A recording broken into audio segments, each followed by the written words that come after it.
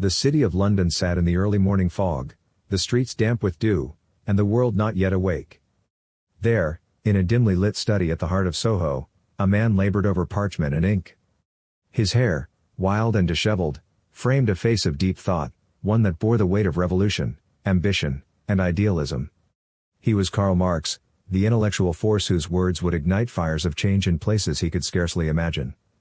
The air was thick with smoke from his pipe, the dense scent of tobacco mingling with the musty aroma of old books that filled the room. There was something strange in the air tonight, a heaviness that settled in his chest as he worked. He paused, staring at the quill in his hand, wondering why it suddenly felt like the most important thing he'd ever written.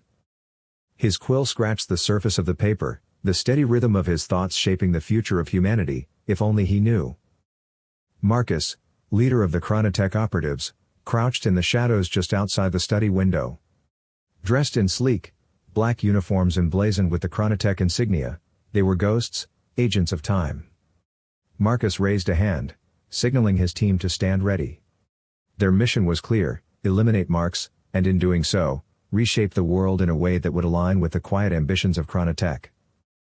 The team moved silently, their equipment glinting faintly in the moonlight. Advanced technology hummed quietly at their sides, equipment far beyond the 19th century's comprehension. Marcus, ever precise and calculating, knew that one misstep would cause irreparable damage to the timeline. This was no ordinary operation. Marx's elimination would ripple through history in ways unimaginable to those outside the corridors of ChronoTech's influence. But that was the point. To stop the revolutions, to stymie the spread of communism, and in its place, create a world where capitalism reigned unchallenged, a world ChronoTech could easily manipulate for its own gain. Inside, Marx lifted his gaze from the paper. He was on the cusp of finishing yet another chapter of his manifesto. Would the workers truly rise? Would they see the chains for what they were, or would history devour my words, leaving them to rot in forgotten pages? His tired eyes flickered toward the window, sensing a presence. But before he could act, a sharp, efficient knock sounded at the door. The sound was so mundane, so normal, that for a moment Marx thought nothing of it. He stood, straightening his coat and moving toward the door, his mind still swirling with thoughts of dialectical materialism, of class struggle, of the revolution he envisioned. Just as the sharp knock interrupted Marx's train of thought, his brow furrowed. But a lingering thought followed him as he crossed the room. Was it another friend, another comrade in the cause? Or yet another reminder of the slow, grinding pace of progress? For a moment, just before his hand touched the door, he hesitated. He felt a strange, creeping sensation in his chest, something he could not quite name. Not fear, but a weight, as though the revolution he so fervently believed in was slipping further away with each passing second. A fleeting doubt, but one that gnawed at his mind. He shook it off. No matter. The struggle continued. Marcus and his team had timed it perfectly. As Marx opened the door, they surged forward, a blur of motion too swift for the philosopher to comprehend. Before Marx could utter a single word, a silenced energy blast rang out, a precise, deadly strike to the chest. There would be no wound, his heart would just stop. Untraceable, especially in this time. His eyes widened in shock, the air rushing from his lungs as he collapsed to the floor. The quill he had just moments before held so firmly now lay useless beside him. How many more minds would I erase before the future I'm promised comes to pass? And would it ever really be mine, or would I remain a shadow, a ghost of time? Marcus thought. The operatives worked quickly. They ensured there was no trace of their presence, wiping fingerprints, arranging the scene as if Marx had died of natural causes, removing his writings. There would be no investigation. The world would mourn the death of an intellectual too soon lost, but it would never know the true reason behind it. Marcus stood over the fallen man for a moment, his eyes cold, detached. He had read Marx's works in another lifetime, in another version of history, and though he had admired the man's intellect, his mission demanded his death. There was no room for sentiment in the work ChronoTech did. He nodded to his team, and within seconds, they had vanished, disappearing into the fog-covered streets of London, leaving behind nothing but a quiet room and a dead visionary. The world did not notice the change immediately. Days passed, then weeks. Without Marx, the revolutionary fervor that had been building in the working-class districts of Europe dimmed. Without Das Kapital, without the Communist Manifesto, the fires of socialism and communism never caught hold. The Industrial Revolution continued, unchecked by the specter of class struggle that Marx had so ardently predicted. By the turn of the century, the world had shifted, subtly at first, but with growing intensity. The Russian Empire did not face the pressures of revolution in 1917. The Tsars retained power, leading Russia into an age of imperial expansion rather than falling to Bolshevik rule. The world wars, when they came, were not shaped by the ideological clash between capitalism and communism. Without Lenin, without Stalin, there was no Soviet Union. The great power of the East never rose, leaving Europe's imperial powers to dominate the globe, colonizing and exploiting without the challenge of socialist revolts. By the time the mid-20th century arrived, the world was unrecognizable. The Chinese Revolution never took place. Mao Zedong never rose to power, and the vast expanse of China remained under the control of nationalist forces. The Cold War, a monumental conflict that had shaped so much of modern history, never happened. Instead, the world became a battleground of empires, nations seeking to expand their territories and influence in a global game of chess. ChronoTech, in the shadows, profited immensely from this altered world. Without the threat of communism or socialism, they embedded themselves in the global capitalist system, manipulating governments, corporations, and economies to their benefit. Their influence spread, unseen but deeply felt, as they reshaped the world in their image. Chapter 1, The Cipher Unveiled. The rain tapped persistently against the large windows of Maya Sterling's laboratory, a rhythmic drumming that had become the soundtrack to her life in isolation. For 3 years, she had hidden in this forsaken space, a labyrinth of machines, half-written formulas, and the specters of the past. A once prominent figure in the field of temporal mechanics, she now haunted her own workspace like a ghost, cloaked in guilt. The walls of the lab, cluttered with dusty chalkboards and ancient texts, were the only witnesses to her breakdown. And break down she did. Her name had once been synonymous with brilliance, a rising star in the esoteric world of time manipulation. But all it took was one tragic experiment, one miscalculation, to send everything spiraling into darkness. The experiment had promised a breakthrough, a controlled dilation of time in a localized field. But when the results went horribly wrong, it wasn't just equations that collapsed. The experiment claimed the lives of her research team. The headlines were merciless, as was the inner monologue that haunted her every sleepless night. It was your fault. Maya stood at her workbench, fingers tracing the worn edges of an old photograph. It captured a moment before the fall, her team, smiling, eyes bright with the promise of discovery. Her own face was younger, less shadowed by regret. The memory stung, a constant reminder of what she had lost. Her gaze shifted to the central chalkboard, still marked with the equations they had labored over. Each symbol felt like a ghostly whisper, echoing the ambitions that had driven them to push boundaries. It was supposed to be their magnum opus, a device capable of creating controlled time bubbles. The potential applications were limitless, curing diseases, studying history firsthand, even averting disasters. She closed her eyes and could almost hear the excited chatter that had filled the lab that day. Her team, Eli, with his infectious enthusiasm, Dr. Leon, always methodical and precise, and Raj, whose humor lightened even their most grueling sessions. They had believed in her vision, trusted her leadership. The day of the experiment replayed in her mind like a haunting film reel. They had gathered around the prototype, a sleek machine humming with potential energy. Maya's heart pounded with a mix of anxiety and exhilaration as she initiated the sequence. Activating temporal field in 3, 2, 1. Her voice had been steady, masking the nervous tremor beneath. The machine roared to life, and for a brief moment, it worked as intended. Time within the bubble slowed to a crawl while the outside world continued unaffected. Their faces lit up with triumph. But then something went wrong. She was absently typing on her workstation, the one she got last year. Her eyes traced the brand name ChronoTech and she blinked while tracing the inscription. Of course, she thought, ChronoTech. What else would it be, glimpsing at some other equipment that was decorated with the same brand logo. They own it all now, she thought. Maya's fingers flew over the keyboard, her brow furrowed in concentration. She was deep into her research, combing through old files and data logs. The screen glowed dimly, reflecting the determined lines etched on her face. She scrolled through a directory of encrypted documents, hoping to find something, anything, that could piece together the puzzle ChronoTech had left behind. Her search came to an abrupt halt when she encountered a new file. Its title was cryptic. She clicked on it, and a prompt immediately flashed across the screen. Access denied, Level 5 clearance required. A chill ran down her spine.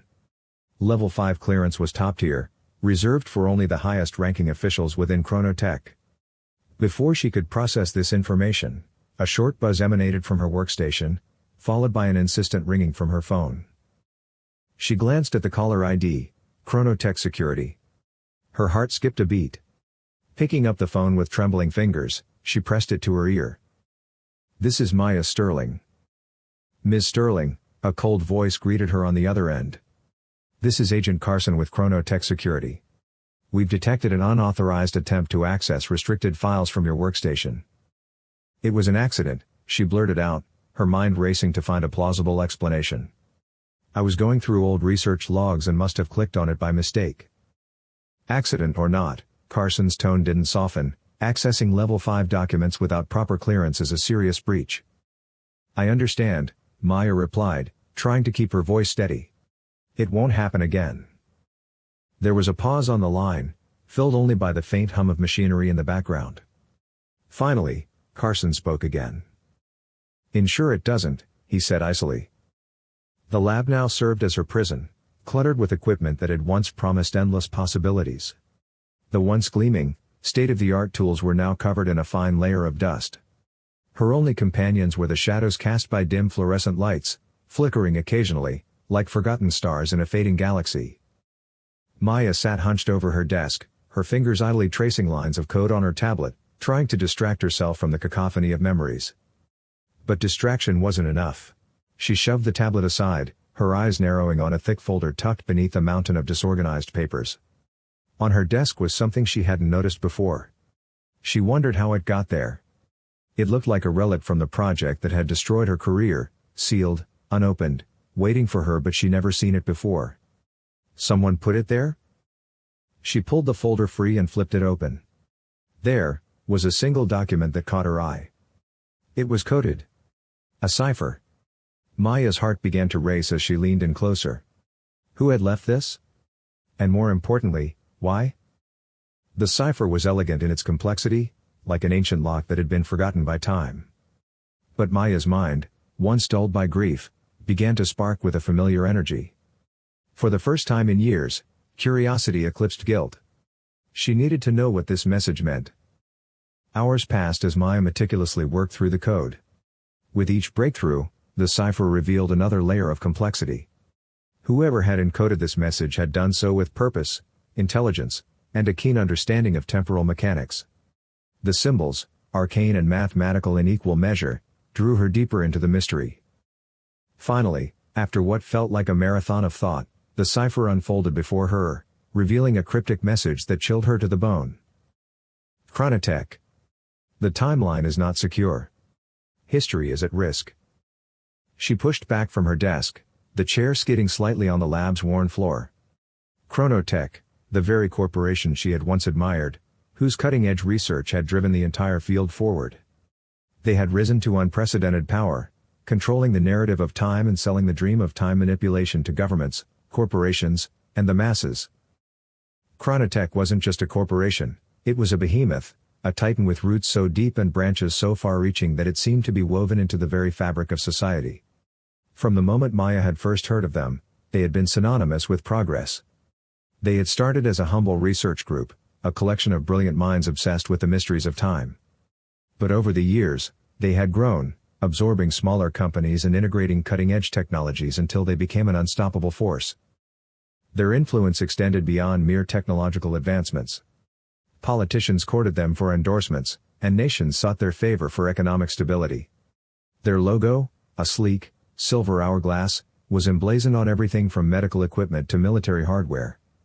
It symbolized not just time but control over it. Within ChronoTech's sprawling organization, several divisions worked tirelessly on various facets of time manipulation. There were teams dedicated to temporal physics, unlocking the secrets of the universe's clockwork. Others focused on advanced computing, developing algorithms that could predict future events with unnerving accuracy. Quantum mechanics specialists probed the boundaries of reality itself, while reality manipulation experts crafted devices capable of altering specific moments in time. But behind this facade of benevolence lay darker motives. The board of directors, shrouded in secrecy, pulled the strings from the shadows. They were faceless figures to the public but wielded immense power within the company. Under their directive, ChronoTech's ambitions extended far beyond scientific curiosity. ChronoTech was no longer just an entity she admired, it was an enigma she needed to unravel, a monstrous force hiding behind a veneer of progress. And now this? This message? What did it mean? This was something far darker. Maya leaned back in her chair, her mind spinning. She couldn't do this alone. She needed someone who could navigate the hidden realms of technology, someone with skills beyond her own, especially in cryptography and data systems. That left only one person. Liam Ward. Her fingers hovered over her phone, hesitating. It had been years since they'd spoken. They had parted ways not on the best of terms, their once close friendship fractured over an argument about technology's ethics and its role in society. Liam, ever the cynic, had always warned that companies like ChronoTech would twist scientific progress for their own gain. Maya, in her idealism, had believed they could be trusted to handle such power responsibly. But he had been right. And she had been catastrophically wrong. Taking a deep breath, she dialed his number, the ring echoing through the silent room. The phone rang long enough that she almost gave up, but finally, there was a click. Maya? His voice was rough, surprised. It's been a while. Liam. I need your help. Liam Ward sat in a dimly lit room, the blue glow from multiple monitors casting an eerie light across his rugged features. He leaned back in his chair, stretching his sore muscles after hours hunched over his desk. Around him, the walls were plastered with blueprints, schematics, and half-finished projects. The scent of coffee mingled with the faint aroma of solder and metal. His current project lay spread out before him, a complex network of circuits and wires he was attempting to repurpose into a more secure communication device. The idea had come to him in a moment of inspiration, a flash of brilliance he hoped would keep certain prying eyes away from his conversations. In a world dominated by ChronoTech's surveillance, privacy had become a rare commodity. A stack of books on encryption methods and quantum computing teetered precariously on the edge of his desk. They were old friends by now, their pages dog-eared and annotated with notes in the margins. Liam prided himself on being ahead of the curve, a necessity when trying to stay one step ahead of ChronoTech's reach. The faint hum of machinery was the only sound that accompanied him in this sanctuary, a converted warehouse on the outskirts of town. It wasn't much to look at from the outside, but inside it housed enough tech to rival any small-scale research lab. Liam had poured everything into this place, turning it into both his hideout and his workshop. The sudden ring of his phone shattered the silence, startling him enough that he nearly knocked over his mug. Frowning, he glanced at the screen and saw Maya's name flash across it. He hadn't heard from her in years. His hand hovered over the phone for a moment before he picked it up, pressing it to his ear. Maya? His voice was rough from disuse, tinged with surprise. It's been a while. Her voice came through hesitantly but clear. Liam. I need your help. He leaned forward, elbows resting on his cluttered desk as he listened intently. There was a long pause on the other end. Then, finally, I figured you'd call me sooner or later. What's going on? She exhaled, her grip tightening on the phone. I've found something. A cipher. A warning. And it's tied to ChronoTech. Another silence, though this one was charged with intrigue. When Liam spoke again, the cynicism had been replaced with focus. Send me the details. Within an hour, Liam was standing at the door of her lab. He looked older, more hardened, as though the years had only cemented the anger he had once carried. His dark hair was messier than she remembered, his jawline more angular, but his blue eyes still carried that spark of intelligence she'd always admired. Show me, he said without preamble, his eyes scanning the room, as if looking for the remnants of who she used to be. Maya pushed the folder toward him, the unease settling in the pit of her stomach. It's complicated.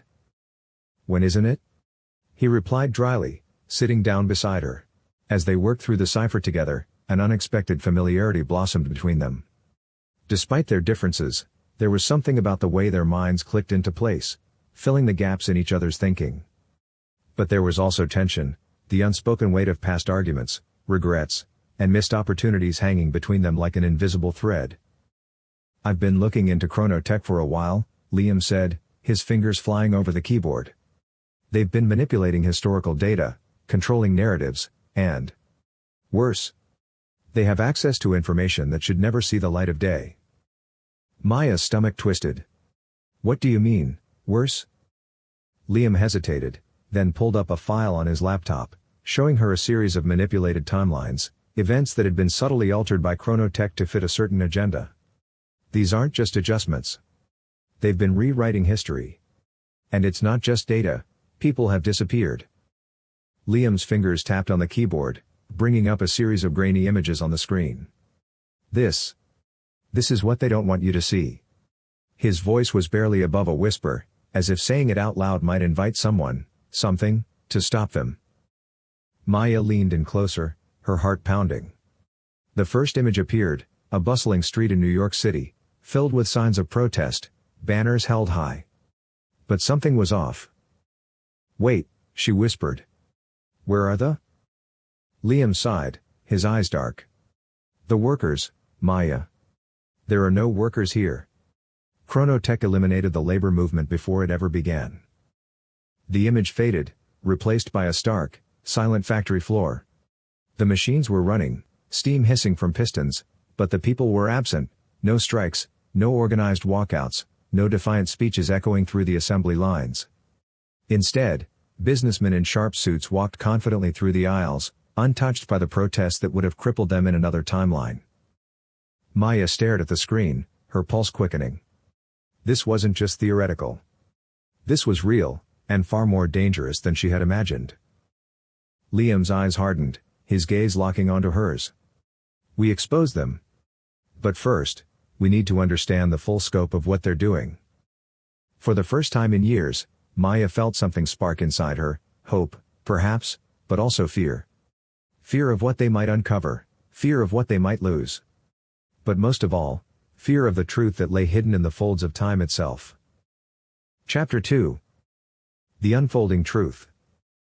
The rain had eased by the time Maya Sterling and Liam Ward finished the initial decryption of the cipher. The relentless drumming on the lab's windows had been replaced by an eerie silence, broken only by the soft hum of their laptops. Liam leaned back in his chair, eyes scanning the decrypted text on the screen in front of him.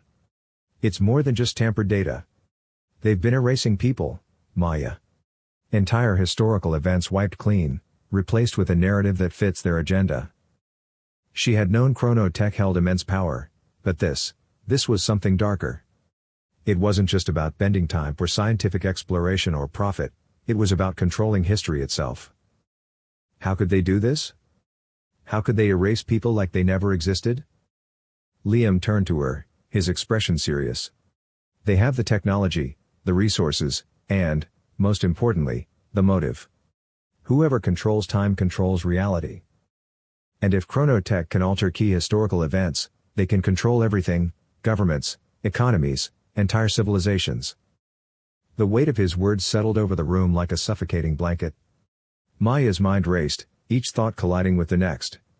Every instinct screamed at her to walk away, to hide from this new nightmare the way she had from the last. But her guilt, her sense of responsibility for having ignored the warning signs in the past, rooted her in place. Liam, ever the pragmatist, could sense her hesitation. "We need to expose them. If we let them continue, history won't just be written by the victors, it will be rewritten by those with the most to gain." Maya swallowed hard. The flickering fluorescent lights overhead cast jagged shadows on the walls, elongating their forms, as if time itself were distorting around them. She rose from her seat and began pacing, her boots clicking softly on the cold, concrete floor. "I don't know if I'm ready for this," she admitted. "We don't even know the full scope of what they've done. The timeline is not secure. History is at risk." The message spooked through her mind. Liam nodded, tapping away on his laptop with nimble fingers. "Which is why I've been digging through their systems. I pulled out the breadcrumbs, but there's something bigger hidden deep in their archives. There are encrypted files I couldn't crack on my own. We're going to need someone on the inside. Maya stopped pacing, turning to face him. Someone on the inside? Who do we know that would even help us? I was thinking of Ella Vargas, he said, not looking up. She's been working as a lead researcher for ChronoTech for the past 3 years. From what I've seen, she's started to question what's going on. She might be willing to help us. ChronoTech's headquarters sat like a monolith in the center of the city, towering over the skyline. The building was a perfect amalgamation of glass and steel, reflecting the cold, calculated efficiency that defined its very soul. Inside, the atmosphere was just as sharp, security was tight, and every corridor was designed with precision, leading to various sections of the company's massive operations. Deep within this fortress of technology and secrecy, Ella Vargas was in her lab, staring at the array of data in front of her. Sleep-deprived and on edge, she felt a growing disquiet she couldn't shake. Something was wrong with the data. The research she had been conducting, cutting-edge work on temporal fields, wasn't adding up. Her projections were correct, the formulas flawless, but the results? They were off, subtly but significantly. And no matter how many times she recalculated, the anomalies persisted. Ella pushed her chair back from her desk and ran a hand through her curly hair, sighing deeply. It wasn't just the data. It was everything. Lately, she had begun to see cracks in the pristine facade of ChronoTech, shadows of doubt creeping into her thoughts. She had once believed, wholeheartedly, in the company's mission to push the boundaries of science for the betterment of humanity. But over time, that idealism had eroded, replaced by whispers of manipulation, cover-ups, and data that didn't quite align. Her thoughts were interrupted by a ping on her console. An encrypted message. She glanced around, her heart racing as she recognized the encryption protocol. It was old but familiar. She hadn't seen it in years, not since her time as a student. Her stomach flipped as she decrypted the message, hands shaking slightly. It was from Liam Ward. The message was brief but direct, asking her to meet discreetly. Attached was a piece of data, a fragment of a temporal anomaly that Maya and Liam had uncovered. Ella's eyes widened as she scanned the data. It was impossible. The anomaly wasn't just an outlier, it was proof that time itself had been tampered with. And if this data was legitimate, it could mean only one thing: ChronoTech had been altering time on a scale far beyond what she had ever imagined. Ella leaned back in her chair, her mind spinning. She had always suspected that something was off, but this was far more than she had anticipated. Maya knew Ella only by reputation, a brilliant scientist, young but with a keen mind, the kind of talent ChronoTech loved to recruit and mold into its image. But if she was questioning them, maybe there was hope. I don't like pulling her into this, Maya said softly. If we're wrong, or if she gets caught. She's already involved, whether she knows it or not, Liam interrupted.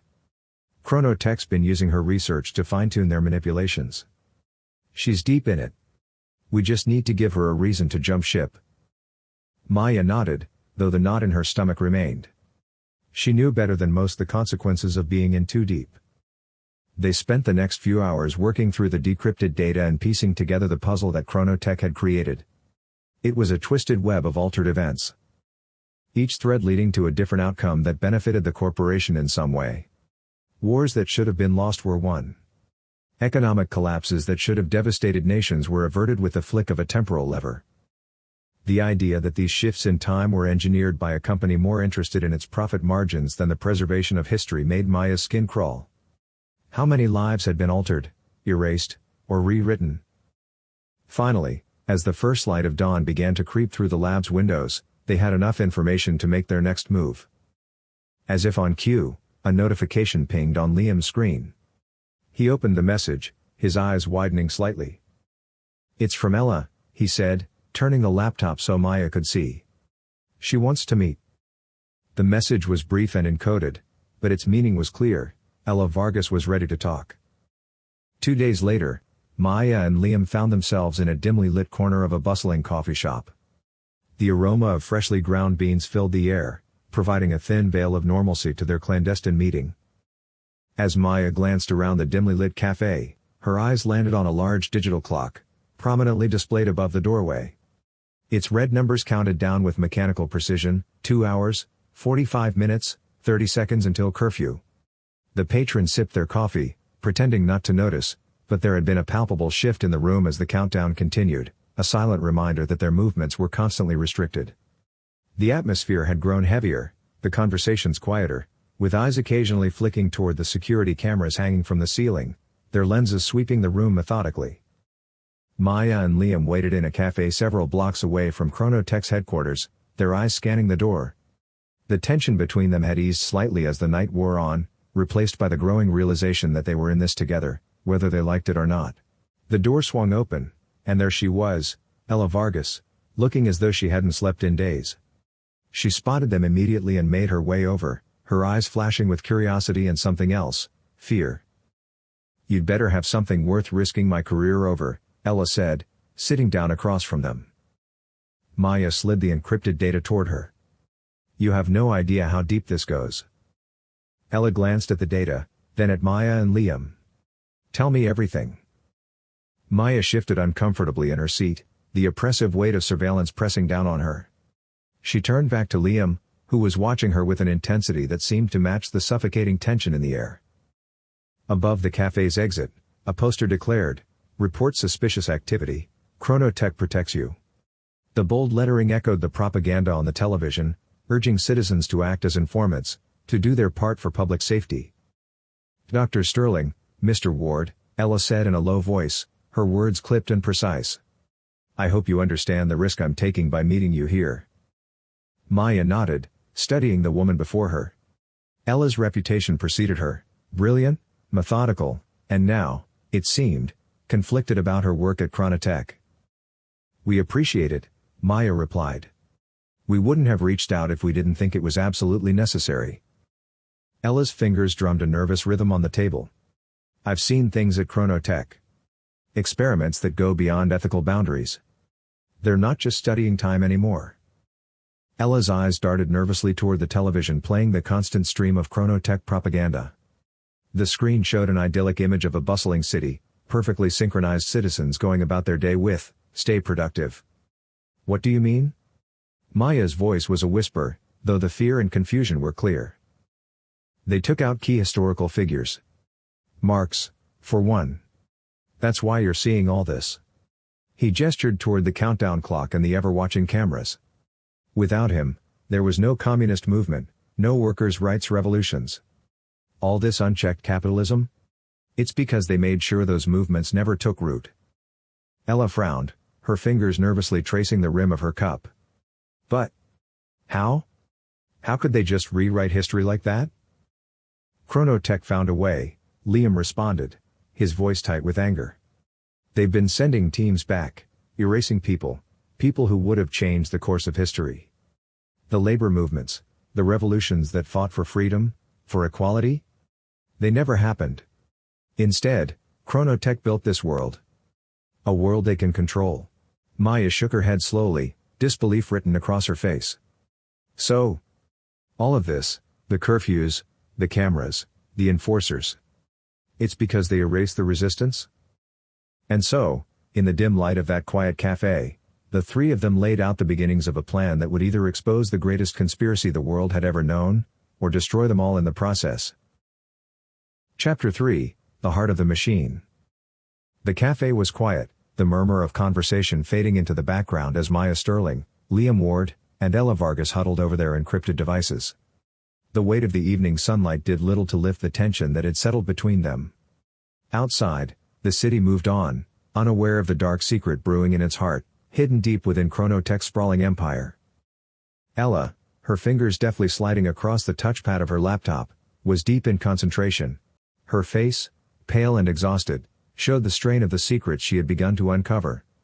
Every line of code, every encrypted document, felt like peeling back another layer of the corporation's mask, and underneath lay something far more sinister than she had anticipated.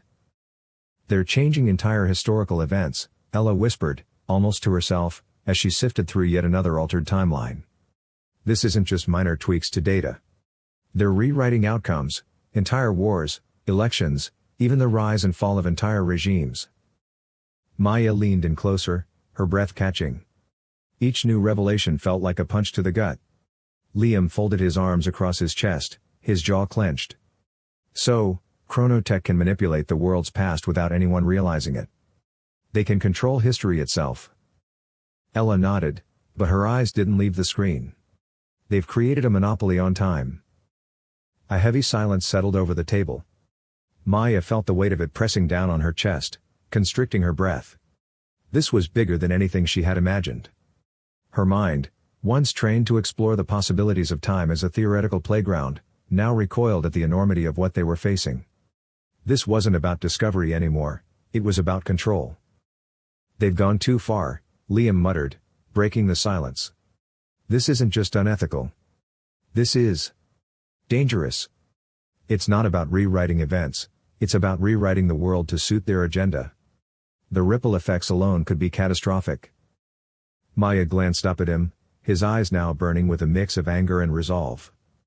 For a moment, she saw the same fire that had once driven her. She had lost that fire after the accident. Liam, on the other hand, had never let it go. So what do we do? Ella looked up from her laptop, her eyes dark with fatigue but alight with determination. We get inside. We find out who's making these decisions. We gather enough evidence to expose them. And how do we do that without getting caught? Maya asked, knowing the enormity of the risk they were about to take. Liam leaned forward, his voice steady. We need access to ChronoTech's internal servers. Their most secure data won't be accessible remotely. We'll have to get inside the building. We'll need an entry point, Ella said, her mind already racing through possibilities. I have clearance to certain sections of the building, but the higher-level archives, the ones where they keep the time manipulation data, are off-limits to everyone except top executives. Clara Black, Maya muttered. The name had been circling her thoughts since they uncovered the extent of ChronoTech's activities. Clara, the CEO of ChronoTech, was known for her ruthlessness and visionary leadership, but what few knew was how deep her ambitions ran. Clara Black's office, perched high above the city in the glass tower of ChronoTech's headquarters, was a sanctuary of control. The room exuded an aura of precision and cold efficiency, much like its occupant. Walls lined with minimalist art pieces and sleek furniture suggested a refined taste, but the true centerpiece was the panoramic window offering an unbroken view of the metropolis below, a kingdom she ruled with an iron fist. Clara stood behind her desk, fingers drumming a silent rhythm on its surface as she reviewed the latest reports. Her eyes, sharp and calculating, missed nothing. Dressed in a tailored suit that spoke of power and authority, Clara's presence dominated the room. Every movement she made was deliberate, every decision calculated for maximum impact. A knock at the door broke her concentration. She didn't bother looking up. Enter. The door swung open, revealing a nervous-looking assistant clutching a tablet. He stepped inside cautiously, aware that Clara's reputation for ruthlessness wasn't just office gossip. Ms. Black, he began, his voice trembling slightly, the latest temporal data from Division 6. Clara took the tablet without a word and scanned the screen. Her expression remained impassive, but her mind raced through the implications of the data before her. Any anomalies? Her voice was smooth but carried an undercurrent of authority that demanded absolute accuracy. And no, ma'am, the assistant stammered. All manipulations have integrated seamlessly into the timeline. Clara's lips curved into a thin smile. Good. She dismissed him with a nod, already focusing on her next move. She walked to the window and stared out at the city.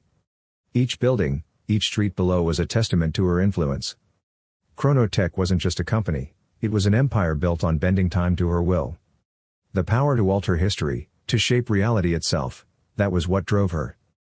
Behind her calm exterior lay an insatiable hunger for control that had propelled her to the top of ChronoTech's hierarchy. To Clara, time manipulation wasn't just about profit, it was about creating a legacy, rewriting history to ensure her vision prevailed over all others. Her intercom buzzed. Ms. Black, came a voice from reception, your 2 o'clock is here. Send them in, Clara replied without turning around. As she awaited her visitor, Clara reflected on how far she'd come and how much further she intended to go. In her hands lay the future, not just hers but everyone's. And she intended to mold it until it fit perfectly within her grasp. Ella nodded grimly. Exactly. If we're going to access those archives, we'll need to find a way around Clara's security protocols. It won't be easy, but I've been working there long enough to know some of their vulnerabilities. Liam's lips twitched into a faint, humorless smile. That's where I come in. If you can get us physical access, I can handle the rest. For a brief moment, Maya felt a glimmer of hope. It was a fragile thing, flickering in the midst of the chaos, but it was there. They had a plan. They were going to expose the truth, no matter the cost. But even as the pieces began to fall into place, the danger loomed larger than ever. This was no simple infiltration. If they were caught, it wouldn't just be their careers on the line. ChronoTech had the power to erase them, literally, rewriting their existence as if they had never been born. Maya straightened, her decision firm in her mind. We do this. But we do it carefully. No mistakes. We can't afford to give them any leverage. Ella nodded, gathering her things. I'll head back to ChronoTech and start laying the groundwork. It'll take some time to figure out how to get you both in without raising suspicion. Maya and Liam stood as well, preparing to leave the cafe. But before they could make it to the door, Liam paused, his hand on Maya's arm. His blue eyes searched hers, and for a moment, the noise of the world around them seemed to disappear. Are you sure about this? He asked quietly, his voice low but steady. We can still walk away. Maya held his gaze, her resolve hardening with every second that passed. No. We can't. With that, they stepped outside. ChronoTech's heart. Ella moved swiftly through the sterile corridors of ChronoTech's headquarters, the rhythm of her footsteps syncing with the pulse of her growing fear. Her badge hung from her neck, allowing her access to the research floors, but she knew her presence here carried more risk now than ever before. She was no longer just another researcher. She was a potential saboteur. As she reached her lab, she took a deep breath, steadying herself. Inside, the sleek consoles and transparent screens illuminated the room in a cold blue light. The lab was quiet, but the weight of what she was about to do made her heart pound in her chest. Sitting at her terminal, Ella accessed the secured network and began running diagnostic tests. She knew she had to be careful. One misstep, one wrong keystroke, and she would alert ChronoTech's vast security apparatus. Her hands shook slightly as she typed. The plan was simple enough. Maya and Liam needed a way in, and she needed to create a small window of opportunity, something that wouldn't raise suspicion but would allow them physical access to the deeper sections of the building. But with every move she made, her mind filled with doubts. Would Clara Black be watching? Would ChronoTech's AI systems detect her tampering? Then, as if to confirm her worst fears, the door behind her slid open. Ella's heart nearly stopped as she turned to see Marcus Reed, ChronoTech's head of security, standing in the doorway. Marcus Reed stood tall, his presence filling the room with an almost palpable authority. His eyes, a piercing gray, swept over the lab before settling on Ella. Ella, he began, his voice smooth but edged with an undertone that set her nerves on edge. Late night? She forced a smile, hoping it didn't betray the hammering of her heart. Just running some diagnostics. There have been a few anomalies in the data. Marcus nodded, though his gaze never wavered from her face. Anomalies, you say? Interesting. We wouldn't want anything to disrupt our progress. Marcus had always been an enigma to her, a man of few words but with an unsettling knack for knowing more than he let on.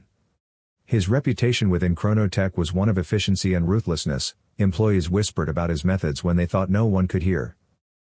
Ella's fingers hovered over the keyboard, her mind racing to maintain composure. I'm just making sure everything runs smoothly, she said, hoping to divert his attention. He took another step closer, the faint scent of cologne mixing with the sterile air of the lab. That's what I like about you, Ella, your dedication. It's rare these days.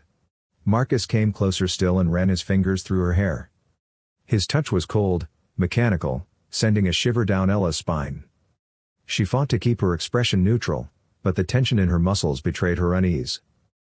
He brought a lock of her hair to his nose and inhaled deeply, his eyes never leaving hers. The gesture was unnerving, invasive.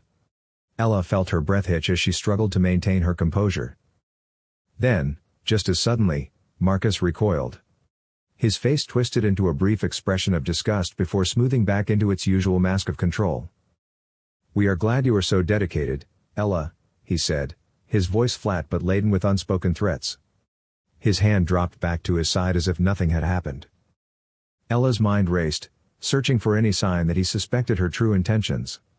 Her pulse pounded in her ears, drowning out the ambient hum of the lab equipment. "Thank you, Marcus," she replied, forcing her voice to remain steady. "I just want to ensure everything is perfect for our next phase." Marcus gave a curt nod, his eyes narrowing slightly as he scrutinized her face one last time. "See that you do," he said before turning on his heel and exiting the lab. Ella exhaled slowly, her shoulders slumping with relief once the door slid shut behind him. She quickly refocused on her terminal, fingers moving with renewed urgency. There was no room for error now. She had to secure the access for Maya and Liam before Marcus or anyone else returned. She tapped a series of commands into the console, overriding security protocols just enough to create a temporary blind spot in the surveillance system. It was risky, but it was their only chance. Her screen flashed green, success. Ella allowed herself a brief moment of satisfaction before logging out and erasing any trace of her tampering. She stood up from the terminal, taking a deep breath to steady herself once more. The next step would be even more dangerous, meeting Maya and Liam at the rendezvous point without arousing further suspicion. Gathering her belongings, Ella glanced around the lab one last time. Everything appeared normal, a facade she had to maintain at all costs. Chapter 4, Into the Lion's Den. The ChronoTech building loomed ahead of them, a shimmering fortress of glass and steel, cutting through the night sky like an ominous sentinel. Standing on the periphery of its monolithic structure, Maya Sterling felt a coldness settle deep in her bones that had little to do with the chill in the evening air. She had never thought she'd return to this place, not after everything she had lost. The corridors of the ChronoTech building were designed to evoke a sense of cold efficiency and unwavering control.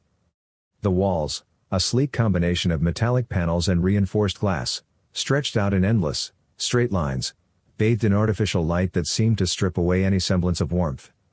Bright, white LED panels embedded in the ceiling created a sterile atmosphere, casting sharp, almost clinical shadows. As Maya and Liam walked through, they couldn't help but notice the omnipresent surveillance cameras positioned at every junction, their red lights blinking with quiet menace. Each camera pivoted slightly as if assessing every movement, reminding the inhabitants of the building that they were always being watched. Above the doors to various research labs and offices, digital screens displayed department names and classified codes, always updating in real time, giving the corridors an ever-changing, dynamic feel. On the floors, seamless, polished surfaces gleamed, with barely a scuff or footprint visible, almost as though no one ever truly walked here, and if they did, they left no trace. Small, circular sensors inlaid at regular intervals subtly monitored foot traffic and environmental data, silently logging every detail for ChronoTech's archives. Lining the walls were large panels that occasionally flashed snippets of data, progress reports, and propaganda. One corridor Maya passed showed promotional material for ChronoTech's latest advancement in time manipulation technology, glorifying their global dominance with sleek, dystopian-like slogans, shaping the future by mastering time, and where today is tomorrow's history. The tone was unmistakably proud. At intervals, large, security-locked doors broke the flow of the corridor, leading into heavily restricted areas. These doors were reinforced with materials that Maya knew could withstand just about anything, even the manipulation of time itself. In the distance, muffled sounds of machinery working in perfect synchronization created a low, rhythmic hum. Every sound within the building was regulated, adding to the stifling atmosphere, where any disturbance felt out of place and could bring unwanted attention. This was not a place designed for comfort, warmth, or collaboration. Instead, it was a fortress of control and power, where everything, down to the very air one breathed, seemed tightly regulated, and the weight of ChronoTech's authority pressed heavily on all who walked its sterile corridors. But here she was, shoulder to shoulder with Liam Ward and Ella Vargas, about to walk into the lion's den. From the outside, ChronoTech's headquarters appeared as a beacon of modern progress, a state-of-the-art facility where science had transcended the limits of possibility. But behind the sleek exterior, Maya knew there was a darkness, a pervasive corruption rotting away at the core of the corporation she once admired. Her fingers clenched around the thin ID badge Ella had given her. The name and photo were unfamiliar, the identity borrowed from a former colleague who had left the company 2 years ago. It felt like a disguise, a mask she wasn't sure she could wear convincingly. "Everything's set," Ella said quietly, her voice tense but controlled. She adjusted her coat, pulling the collar up around her neck as if it would somehow shield her from the weight of what they were about to do. I managed to reroute the security protocols for tonight. We have a narrow window, maybe 30 minutes, to get in and get what we need. Liam gave a terse nod. That's all we'll need. Once we're inside the secure archives, I'll extract the data. After that, we're ghosts. Maya took a deep breath, steeling herself. There was no room for hesitation now. She couldn't afford to let her fear control her. Too much was at stake. I still don't like this, Maya said, her voice low, as they approached the side entrance Ella had secured. One mistake, and we're not just risking our lives. ChronoTech could wipe us from existence. Liam shot her a quick glance. We've come too far to turn back now. He was right. They were in too deep. Even if they wanted to run, ChronoTech wouldn't let them. The corporation's reach extended far beyond the physical world. It had its claws embedded in time itself. Ella swiped her security card at the side entrance, the small green light flashing before the door slid open with a soft hiss. The building was quiet at this hour, the only sounds the distant hum of machines and the soft clicking of their footsteps as they moved inside. The corridors were sterile and featureless, coldly efficient. Maya kept her eyes forward, her pulse quickening with each step deeper into the building. She had been here once, long ago, when she still believed that ChronoTech was pushing the boundaries of human knowledge for the betterment of society. Now, the thought of being back here, of walking these same halls, felt like a betrayal of everything she had once stood for. I've rerouted the security cameras on this floor, Ella whispered, her eyes darting around nervously. But we need to move fast. Marcus is going to know something's off if we stay too long. The mention of Marcus Reed, ChronoTech's head of security, sent a chill down Maya's spine. It had been years since their paths had crossed in the sterile, glistening halls of the ChronoTech headquarters. Back then, Maya had been a beacon of brilliance, her reputation untainted and her career rapidly ascending. The same halls that now suffocated her with the weight of secrets and guilt had once felt vibrant, filled with possibility and discovery. Marcus had first encountered Maya in one of those early days, when her optimism still shone through every word and gesture. It had been at an internal conference, where ChronoTech's brightest minds gathered to present their latest advancements in time manipulation theory. Maya was the star of the event, her presentation focused on a revolutionary concept she had been developing, a breakthrough that promised to push the boundaries of their work into uncharted territories. She stood at the front of the room, the lights casting a soft glow on her face, her posture confident yet relaxed. Her eyes, sharp and full of life, scanned the room with an eagerness that Marcus couldn't ignore. Even he, hardened by the years of covert operations and the shadowy side of ChronoTech's endeavors, had felt a spark of admiration for her. She was unblemished by the realities of what time manipulation truly meant, the consequences, the ethical dilemmas, the darker side of ChronoTech's ambitions. After the presentation, Marcus had approached her. At the time, he had been a high-ranking field operative, still trusted by the organization but already beginning to question its true intentions. He remembered how she had smiled at him, that unguarded, genuine smile, completely unaware of who he truly was or what he represented. Maya Sterling, she introduced herself, extending her hand. I've heard about your fieldwork. Quite impressive. Marcus had taken her hand, feeling a brief pang of guilt as their fingers touched. She had no idea of the kinds of missions he undertook, the dirty work that kept ChronoTech's public image pristine while the organization manipulated events from the shadows. And your work, Marcus had replied, keeping his tone neutral, is going to change everything. He hadn't been wrong. At the time, Maya's research into localized time fields had been a game changer. But as he stood there, exchanging pleasantries with her, Marcus couldn't help but feel the weight of the inevitable. He knew that her idealism, her belief in the purity of scientific discovery, would one day clash with the reality of what ChronoTech was really about. It was only a matter of time before she would learn the truth, before she too would be tainted by the organization's darker ambitions. But in that moment, she was still untouched by it all. Brilliant, ambitious, and full of hope for a future where time manipulation could be harnessed for the good of humanity. Marcus had felt a rare sense of regret as he walked away from their conversation, knowing that her fall from grace was not only inevitable but, in many ways, necessary. He had watched her from a distance in the years that followed, keeping track of her progress as her star continued to rise. But eventually, as he had predicted, Maya Sterling's idealism collided with the reality of ChronoTech's machinations. Her unblemished reputation was marred by the disaster that took the lives of her team, and the light that had once shone so brightly in her eyes was dimmed. "Lead the way," Liam said, his voice steady. If he was nervous, he didn't show it. Maya envied his ability to stay calm in the face of such overwhelming danger. Ella led them through a series of twisting corridors, each one looking more identical and disorienting than the last. Finally, they reached a reinforced door marked Secure Archives. Ella swiped her card again, but this time, there was no soft hiss as the door opened. Instead, the red light blinked. "Damn it," Ella cursed under her breath. "They've tightened the security on this level. My clearance isn't enough." Liam stepped forward, pulling a small device from his coat pocket. "That's where I come in." Maya watched as he connected the device to the panel beside the door, his fingers working quickly, inputting commands into the small screen. For a moment, the air around them felt thick with tension, the quiet hum of the building amplifying every sound. Finally, the door slid open. They were in. The secure archive room was colder than the rest of the building, the temperature-controlled environment designed to preserve the sensitive data housed within. Rows upon rows of servers stretched before them, each one containing untold secrets, data that could rewrite history, literally. Liam wasted no time. He moved to the central terminal, his fingers flying over the keyboard as he navigated the encrypted system. Maya and Ella stood watch, their eyes constantly scanning the room, ears straining for any sign that their intrusion had been detected. Minutes passed, each one feeling like an eternity.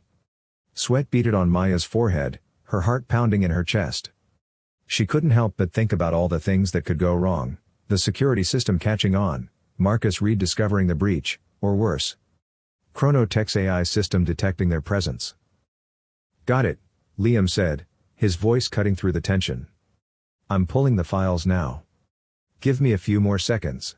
While Liam pulled the files, Ella moved toward the far end of the room. She glanced back at Maya, who nodded slightly, urging her on. Ella knelt beside a nondescript cabinet and ran her fingers along the bottom edge. There was a faint click as she pressed a hidden latch, and a panel slid open to reveal a small safe embedded in the wall. Maya's eyes widened. "Ella, what are you doing?" Ella didn't answer. Her fingers danced over the safe's keypad, inputting a code she had memorized long ago. The safe door swung open silently, revealing its contents. Inside was a sleek, metallic device about the size of a small book. Its surface was covered in strange symbols that seemed to shimmer in the dim light of the room. Ella carefully lifted it out, cradling it in her hands as if it were something precious. Maya stepped closer, her curiosity piqued. "What is that?" "Not now," Ella whispered urgently, her eyes darting toward Liam who was still engrossed in his task at the terminal. "I'll explain later." Maya wanted to press for more information but knew this wasn't the time or place for questions. Instead, she kept her focus on their surroundings, making sure they remained undetected. Liam's voice broke the silence. "Almost there. Just a few more seconds." Ella quickly closed the safe and reattached the panel, hiding any evidence of their intrusion. She slipped the device into her coat pocket and stood up, moving back to Maya's side. "Everything okay?" Liam asked without looking up. "Fine," Ella replied smoothly.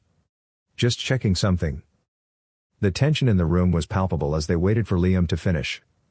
Maya's mind raced with questions about the device Ella had taken from the safe. What could be so important that she would risk everything to retrieve it? Maya exhaled a breath she didn't realize she had been holding. They were close. So close. But then, just as the data transfer was nearly complete, an alarm blared, piercing the silence. "Shit!" Ella hissed. "They know we're here." Maya's blood turned to ice. She glanced at the terminal, the data still uploading. "How long?" 10 seconds, Liam replied, his voice tight. But 10 seconds felt like a lifetime. They could already hear the sound of footsteps echoing down the hall. Security would be on them in moments. "Get ready to move," Liam said, his eyes focused on the terminal. "We're almost done." The seconds ticked by agonizingly slow. Maya's heart raced in her chest. She could feel the walls closing in, the sound of footsteps getting closer, louder. Finally, the transfer completed. "Go!" Liam shouted, grabbing the device and shoving it into his bag. They bolted for the door, their footsteps thundering through the sterile hallways. Maya's lungs burned as they sprinted down corridor after corridor, the alarm still blaring, the sound of security growing nearer. Liam had anticipated this part of the plan. Before entering the building, he had planted a small device in a janitorial closet near the server room. This device, designed to overload the security cameras with an innocuous loop of recorded footage, created a few precious minutes of visual cover. The cameras now showed an empty hallway while they moved undetected. As the alarm blared, Liam quickly accessed a control panel embedded in the wall. His fingers flew over the interface, inputting command overrides using stolen administrator codes. It wasn't long before he had shut down the cameras entirely in the section they were moving through, buying them more time. Ella, who was skilled in engineering, took charge of the physical security systems. When they reached the high-tech door that required keycard access, Ella didn't simply swipe her card. She had prepared a duplicate that mimicked the encrypted signals of high-clearance personnel. As a backup, she also brought a small device, a portable EMP emitter, capable of temporarily disabling electrical locks without triggering alarms. After swiping the card, the door didn't open right away. Ella quickly pulled out the EMP emitter and pointed it at the control box. There was a brief hum as the device disrupted the lock's mechanisms. The door clicked open, granting them access without raising any additional alarms. Ella swiped her card again, the door sliding open just in time for them to dash outside. The night air hit Maya's face like a cold slap, but she didn't stop running. None of them did. They didn't stop until they were several blocks away, panting and gasping for breath in the shadows of the city. For a long moment, none of them spoke. The adrenaline still surged through their veins, the pounding in their ears deafening. Finally, Liam broke the silence. "We got what we needed." Maya nodded, though the weight of what they had just done settled heavily on her shoulders. They had the data, but now they were fugitives in a world controlled by ChronoTech. There was no going back. "What now?" Ella asked, her voice trembling slightly. Maya looked up at the towering skyline, her gaze drifting back to the distant glow of ChronoTech's headquarters. "Now, we find out the truth." But as the three of them stood there in the shadows, catching their breath, Maya couldn't shake the feeling that they had only just begun to scratch the surface of what ChronoTech was truly capable of. The real danger was still ahead of them. And it was coming fast. Chapter 5, The Shadows Close In. The night was thick, the city streets heavy with the kind of tension that seeps into your bones, making each step feel like a countdown to something inevitable. Maya Sterling kept her eyes forward, her pace quick but steady as she moved through the shadowy streets alongside Liam Ward and Ella Vargas. They had barely made it out of ChronoTech's towering fortress hours ago, the echo of blaring alarms still fresh in their minds. The streets of the city in this altered world had taken on a cold, oppressive atmosphere. The once vibrant urban landscape now bore signs of strict control and heavy surveillance. Tall, concrete buildings loomed on either side, their facades devoid of any warmth or color. The sidewalks were wide but empty, save for a few pedestrians hurrying along, keeping their heads down as they moved with purpose, never lingering too long in one place. The devices Ella had brought seemed to protect them from the cameras and alarm systems, letting them proceed without immediate detection. They moved swiftly through the darkened alleyways, each step calculated and deliberate. "How much further?" Maya whispered, glancing over at Ella. "Just a few more blocks," Ella replied, her voice steady despite the weight of their mission. Street lamps lined the sidewalks, casting a harsh, sterile light that left no shadows, as if even the night was not allowed to conceal anything. Mounted atop each lamp were sleek, black security cameras, rotating slowly but deliberately, scanning every passerby.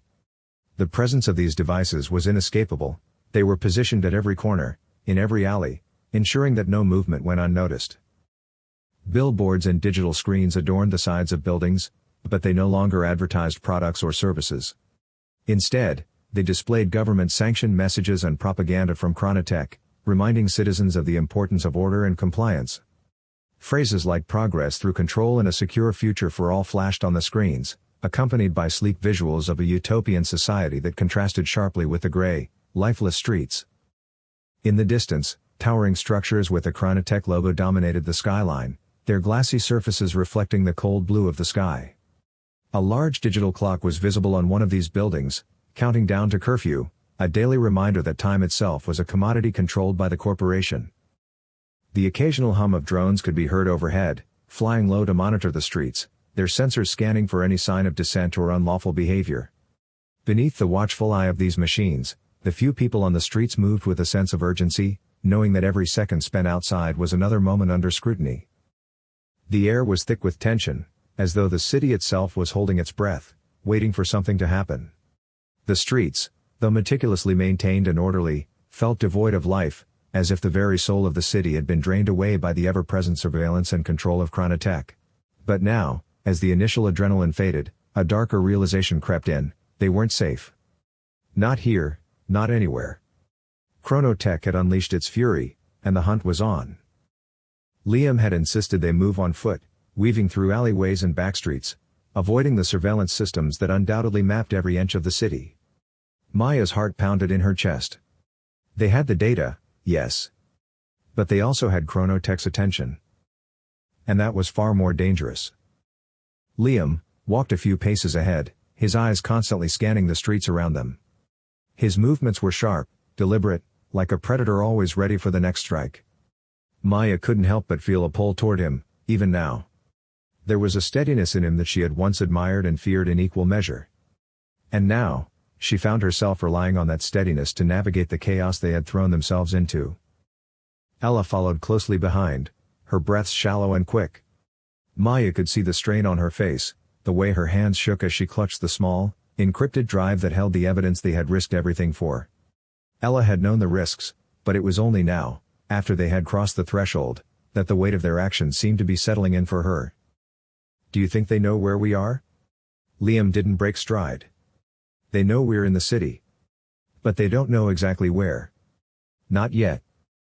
Maya caught a glimpse of his profile as he spoke, the sharp line of his jaw, the intensity in his eyes. She wondered if he really believed that, or if he was just saying it to keep them moving. "They'll come for us," Maya said quietly, as if speaking the truth aloud would somehow make it easier to bear. "They won't stop until they've erased every trace of us." Liam finally looked at her, his expression unreadable. "That's why we can't stop either." He was right, of course. But that didn't stop the knot of dread from tightening in her chest. They had crossed a line with ChronoTech, and there was no going back. She could feel the company's influence pressing down on them, a vast, invisible force that threatened to crush them at any moment. But they had the data, the proof of ChronoTech's manipulation of time. And as long as they had that, there was still hope. "We need to get off the streets," Liam said after a moment, scanning their surroundings again. "Find somewhere secure where we can start decrypting the files." Maya nodded, though the idea of stopping, of sitting still while ChronoTech closed in on them, made her skin crawl. Ella looked up from the drive in her hands. "I know a place," she said, her voice shaky but resolute. "There's an old research facility on the outskirts of the city. Abandoned years ago when ChronoTech took over the funding. No one goes there anymore." Liam considered this for a moment before nodding. "Lead the way." The research facility was exactly as Ella had described, silent, forgotten, its once gleaming surfaces now dulled by years of neglect. The tall, steel-framed windows were streaked with dust, and the faint smell of decay hung in the air, like a distant echo of the brilliance that had once lived there.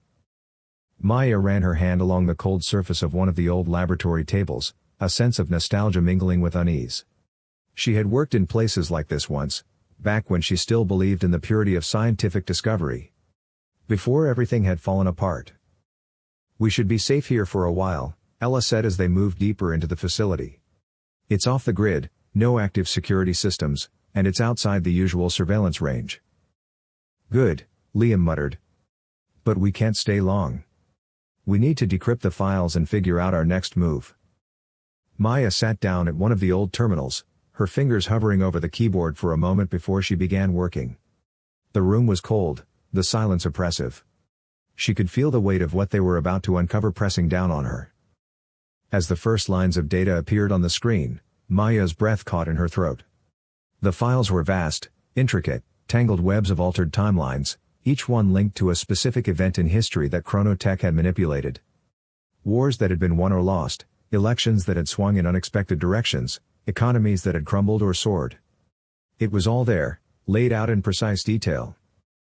But there was something else. Something deeper. "This isn't just about controlling history," Maya said, her voice barely audible as she continued to scroll through the files. "They're experimenting with the fabric of time itself. Testing the limits. Seeing how far they can push before reality starts to break." Liam leaned over her shoulder, his eyes narrowing as he scanned the data. "They've been doing this for decades." Maya nodded, her mind racing. "They're not just changing the past, they're creating fractures in time. And the more they manipulate, the more unstable the timelines become." Ella, who had been pacing nervously behind them, stopped in her tracks. "What does that mean? What happens if the timelines become too unstable?" Maya hesitated before answering. "It means everything could unravel. If they keep pushing, reality could collapse." The weight of her words hung in the air like a shroud. For a long moment, no one spoke. The enormity of what they were facing, what ChronoTech was capable of, was almost too much to comprehend. But before they could process it any further, the silence was shattered by the sound of a door creaking open somewhere in the facility. Maya's heart skipped a beat. Liam's eyes snapped to the entrance of the room, his body tense, ready for action. "Stay here," he whispered, moving toward the door with a quiet, predatory grace. He motioned for Maya and Ella to take cover behind one of the large storage units that lined the walls. The tension in the air was palpable as they crouched in the shadows, every muscle in Maya's body coiled tight with fear. She strained to listen, her heart pounding in her ears. The footsteps were slow, deliberate, echoing through the empty halls of the facility. Whoever was there wasn't in a hurry. They knew their prey had nowhere to run. Liam crept toward the door, his movements barely audible. He pressed his back against the wall, his breath shallow as he waited, listening. Maya could see the faint outline of his silhouette in the dim light, a coiled spring ready to snap. And then, the figure appeared, a tall, broad-shouldered man, his face half hidden in shadow. But Maya recognized him instantly. Marcus Reed. Maya's blood ran cold. She had known they would come for them, but she hadn't expected it to be this soon. Marcus stepped into the room, his eyes scanning the shadows with cold precision. His hand hovered near his side, where Maya could just make out the faint outline of a weapon. Liam remained perfectly still, his body pressed against the wall, hidden from Marcus's line of sight. But Maya knew it wouldn't take long for him to find them. They were cornered, and Marcus was a hunter who always caught his prey. For a brief, heart-stopping moment, Marcus's gaze swept over the storage unit where Maya and Ella were hiding. She held her breath, her pulse hammering in her throat. Then, Marcus moved past, his attention focused elsewhere. But Maya knew it was only a matter of time before he found them. Liam's eyes met hers across the room, and in that instant, Maya knew what he was about to do. He was going to confront Marcus, draw him away from them, give them a chance to escape. Maya's heart lurched. She wanted to scream, to stop him, but there was no time. Liam moved, fast and silent. Ella clutched Maya's arm, her fingers trembling. "What do we do?" Maya didn't answer. Her mind was racing, every instinct screaming at her to run, to get out of the facility while they still could. But Liam. She couldn't leave him. The sound of footsteps faded as Marcus moved further into the facility, and Maya knew their window was closing. They had to act, and they had to act fast. But as she stood to move, a soft click echoed through the room, the unmistakable sound of a weapon being drawn. And in that moment, Maya knew, they weren't going to make it out of this unscathed. Chapter 6, Fractured Realities. The click of the weapon echoed through the hollowed-out facility, and in that split second, time seemed to fracture around Maya Sterling. Her breath caught in her throat as the sound reverberated in the shadows, each heartbeat punctuated by the mounting sense of dread. Marcus Reed was here, and he had found them. Maya's mind raced. They had the data, the evidence to bring down ChronoTech, but now it felt like nothing more than a distant hope. The cold, Sterile halls of the abandoned research facility seemed to close in on her. She could feel Ella Vargas's grip on her arm tightening, the silent plea that radiated from her trembling fingers. Maya's eyes darted toward Liam Ward. He was crouched behind a storage unit on the far side of the room, his silhouette barely visible in the dim light. His face was set, determined, his body tense like a coil ready to spring. His blue eyes caught hers, and in that instant, she knew, he wasn't going to let Marcus take them without a fight. Marcus stepped deeper into the room, his footsteps slow, deliberate. He moved like a predator that had already trapped its prey, savoring the chase. His broad frame seemed to fill the space, and the gun in his hand glinted faintly in the flickering light. "There's no point hiding," Marcus called out, his voice cold, detached. "I know you're here. I know what you've taken. You won't leave this building alive unless you give it back." Maya's pulse quickened. She exchanged a glance with Ella, who was trembling beside her. There was no way out. They had planned for this, of course. There was always the possibility that ChronoTech would track them down, but planning didn't make the fear any less real when the moment arrived. Liam shifted slightly in the shadows, his movements calculated. He had positioned himself perfectly, waiting for the right moment. But Maya knew Marcus wasn't a man who could be easily caught off guard. He was too experienced, too ruthless. Maya steadied herself, forcing her mind back into the present. She couldn't afford to panic. Not now. Liam caught her gaze again, his eyes flicking toward Marcus, then back to her. Maya knew what he was going to do. He was going to distract Marcus, give them a chance to get out of the room, to escape while there was still time. She shook her head, but it was too late. Liam was already moving. With a quick, fluid motion, Liam slipped out from behind the storage unit and into the open, his body low, moving like a shadow through the darkness. For a moment, Maya held her breath, watching as he closed the distance between himself and Marcus. She wanted to call out, to stop him, but she knew it was their only chance. Marcus spun around just as Liam made his move. The room seemed to explode with motion as Liam lunged, knocking the gun from Marcus's hand with a sharp strike. The weapon clattered to the floor, skidding across the cold concrete. But Marcus was fast, faster than Maya had anticipated. Before Liam could land another blow, Marcus retaliated, slamming him against the wall with a force that reverberated through the room. Liam grunted in pain, but he didn't stop.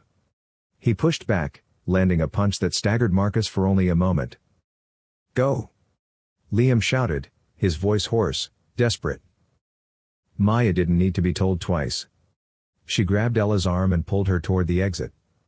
They moved quickly, ducking behind the storage units, their footsteps barely audible over the sounds of the struggle behind them.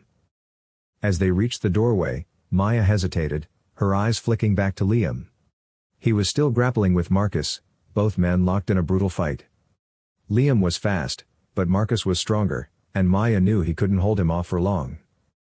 Ella tugged at her arm. "We have to go." Maya's mind screamed in protest. She couldn't leave him. Not after everything they had been through. But she also knew that if they stayed, none of them would make it out alive.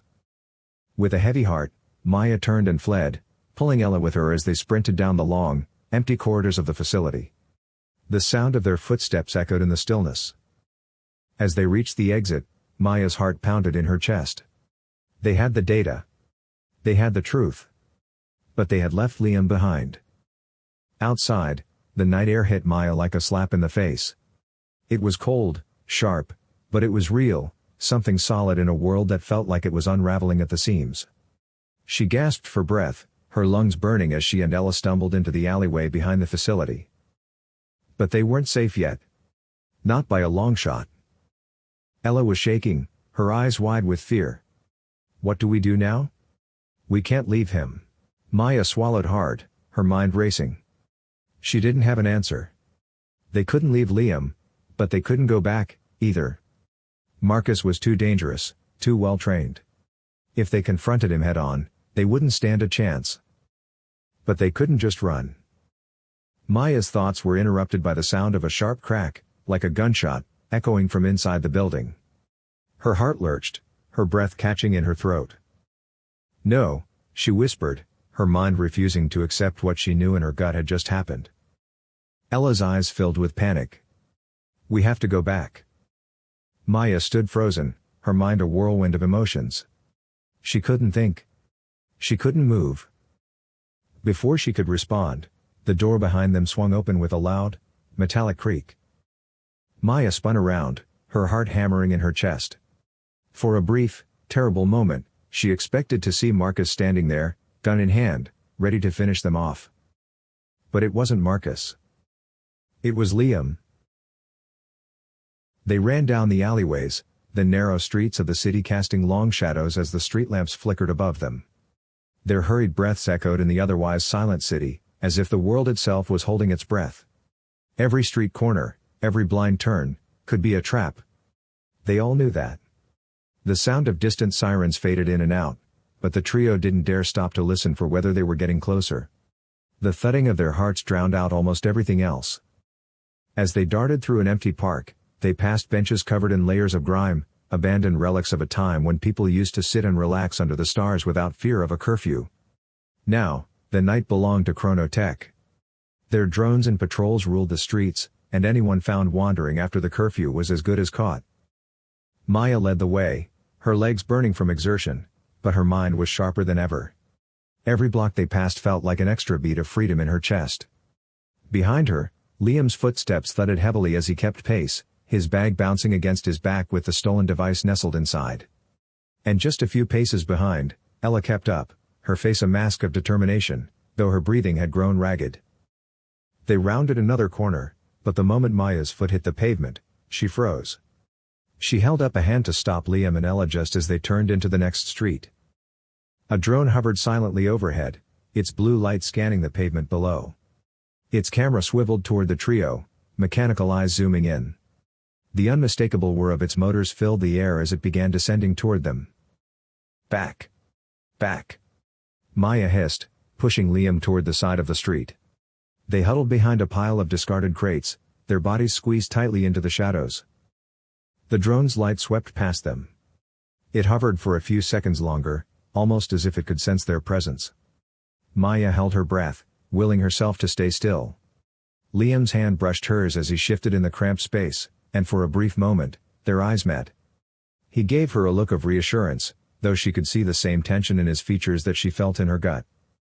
Then, without warning, the drone's light flicked off, and it zoomed away into the night sky, continuing its patrol elsewhere. Only then did Maya allow herself to exhale. Damn, that was close, Liam muttered. We need to keep moving, Maya whispered. If we stay here too long, we'll get caught for sure. They crept out from their hiding spot, careful to stay close to the buildings where the shadows were deeper. The streets were eerily quiet, except for the faint hum of the city around them, like a sleeping beast that could wake at any moment. They continued onward, winding their way through back streets and alleys, until they finally reached the part of the city that ChronoTech's drones didn't patrol as heavily. This area was known as the Lower District, an older part of the city that had been largely abandoned and left to decay. The buildings were crumbling, the streets cracked and covered in weeds, and the air smelled of rust and mildew. It was a place where ChronoTech's influence was still felt, but their presence was more subdued, like a predator lurking just beyond the trees. Maya, Liam, and Ella slipped into an old, dilapidated building. The door hung loosely on its hinges, and the windows were shattered, but it provided the cover they needed. Inside, the darkness enveloped them as they collapsed onto the dusty floor, their bodies heaving with exhaustion. Liam dropped his bag and pulled out the stolen device, setting it on the ground between them. It was sleek and metallic, no bigger than a small tablet, but they all knew the power it held. We did it, Ella breathed, her voice barely above a whisper. We actually did it. Maya nodded, though the triumph she should have felt was clouded by a deep sense of dread. Stealing the device had been the first step, but now they had to figure out what to do with it. The device wasn't just some piece of technology, it was the key to understanding ChronoTech's manipulation of time itself. In the wrong hands, it could be catastrophic. We're not out of the woods yet, Liam said, running a hand through his sweat-dampened hair. We need to figure out what they're doing with this thing. And fast. Maya stared at the device. This wasn't just about exposing ChronoTech anymore. It was about stopping whatever plans they had for the timeline. Something far worse than she had imagined was at play here. What do you think it does? Ella asked, wiping the sweat from her brow. I mean, we know it has something to do with time manipulation, but... Maya shook her head. I don't know yet. But I'm going to find out. She reached for the device, her fingers brushing its cold, metallic surface. For a brief moment, she hesitated. This thing had the power to alter history, to change the very fabric of reality. The implications of using it were terrifying. But they had no choice. They couldn't let ChronoTech continue to manipulate time unchecked. With a deep breath, she activated the device. The screen flickered to life, casting an eerie glow across their faces. Maya's fingers danced over the surface, inputting the codes and sequences she had memorized from the stolen files. The device whirred softly as it began processing the data. Then, the screen flashed, and a series of timelines appeared before them, shimmering strands of history, each one representing a different possibility. Maya's heart skipped a beat as she realized what she was looking at. This is how they're doing it, she whispered. They're manipulating the timeline by selectively altering key events. Changing the course of history to suit their needs. Liam leaned in, his eyes scanning the data. They've been rewriting everything, he said, his voice laced with anger. All the major events, wars, revolutions, scientific discoveries, they've been nudging them in the direction that benefits them the most. Ella's eyes widened in disbelief. But how? How can they get away with something like this? Because no one knows, Maya replied. ChronoTech operates in the shadows. They make subtle changes, just enough to tip the scales without causing too much disruption. And by the time anyone realizes what's happening, it's already too late. Liam clenched his fists. We have to stop them. Maya nodded, her resolve hardening. They had come too far to turn back now. ChronoTech had altered history for their own gain, and it was up to them to set things right. But doing so wouldn't be easy. They would be up against one of the most powerful corporations in the world, with resources and technology far beyond their reach. We need to figure out where they're focusing their efforts, Maya said, her fingers flying over the device's interface. If we can identify the key moments they've altered, we might be able to reverse some of the damage. The screen flickered again, this time displaying a map of the world. Several points on the map glowed brightly, marking the locations where ChronoTech had made significant changes to the timeline. Maya's eyes scanned the map, taking in the information. There, she said, pointing to a glowing dot in Europe. That's where they made the most recent alteration. If we can get there, we might be able to undo whatever they've done. Liam frowned. That's easier said than done. ChronoTech has eyes everywhere. We'll be lucky if we even make it out of the city alive. The city's night air hung thick with the tension of possibility as Maya led Liam and Ella through the labyrinth of darkened streets. The faint glow of the countdown clocks flickered on the edges of every building, a stark reminder that time, their most elusive ally, was slipping away. Yet, for the first time in years, Maya felt a strange clarity, an idea so daring, so impossible, it could be the very thing that saved them all. As they reached a quieter alley, Maya stopped suddenly, her breath clouding in the chill air. Liam and Ella, panting, stopped beside her. The city loomed around them, but in the dark corners of the abandoned district, they had a brief moment of cover. We can't just keep running, Liam muttered, glancing over his shoulder, half expecting the ever-watchful drones to reappear. We need a plan. I have one, Maya said, her voice low but steady. And it's going to sound insane. Liam raised an eyebrow. At this point, I don't think anything sounds insane. Maya's gaze flickered to Ella, who stood quietly, her expression unreadable but her eyes searching Maya's face for answers. Maya took a deep breath, then spoke, we go back. To the beginning. Before ChronoTech was ever founded. The words seemed to hang in the air between them, the enormity of the plan still sinking in. Liam stared at her as if she'd just spoken a different language. For a long moment, there was silence, broken only by the faint hum of distant city sounds. Back? Liam finally said, incredulous. You mean? Travel back in time? Maya nodded. Not just travel. Erase ChronoTech from existence. We go back to the moment it all began, and we stop it from ever being founded. We change the course of history, permanently. Ella's eyes widened as the gravity of the idea settled into her. Maya? Do you realize what you're saying? If we do that, we're not just stopping ChronoTech. We're rewriting everything. Every change they made, every event they manipulated, it'll all be reset. History will shift in ways we can't predict. Maya's jaw tightened. I know. But it's the only way. ChronoTech's hold on the timeline is too strong, too embedded. They've manipulated everything, not just history, but reality itself. If we don't stop them at the source, we'll always be fighting an uphill battle, and eventually, they'll win. Liam ran a hand through his hair, his face a mix of disbelief and caution. You're talking about undoing an entire timeline. Who knows what happens if you pull that thread? There's no guarantee the world will be better off without ChronoTech. It could be worse.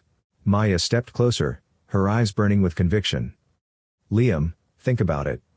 Everything ChronoTech has done, the surveillance, the control, the manipulation of lives and events for profit.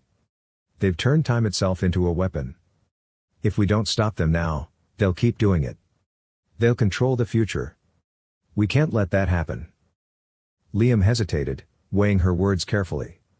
The enormity of the task before them was almost incomprehensible. Erasing an entire corporation, erasing the very foundation of ChronoTech, it was more than just an attack. It was dismantling the fabric of reality itself. But then, as Maya's words settled in, something flickered in his expression, a grim realization.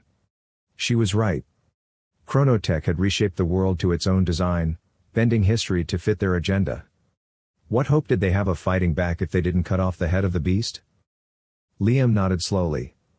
How do we even get back to that moment? The technology we have isn't. Maya cut him off. The device we stole, it's not just for accessing timelines. It can open portals to the past. It's an unstable method, but we can fine-tune it. If we input the right sequence, we can use it to pinpoint the exact moment ChronoTech was founded. All we need is to access the original event, when the first temporal breakthrough was made. Ella, still processing, spoke up. But what about the paradox? What happens if we change that?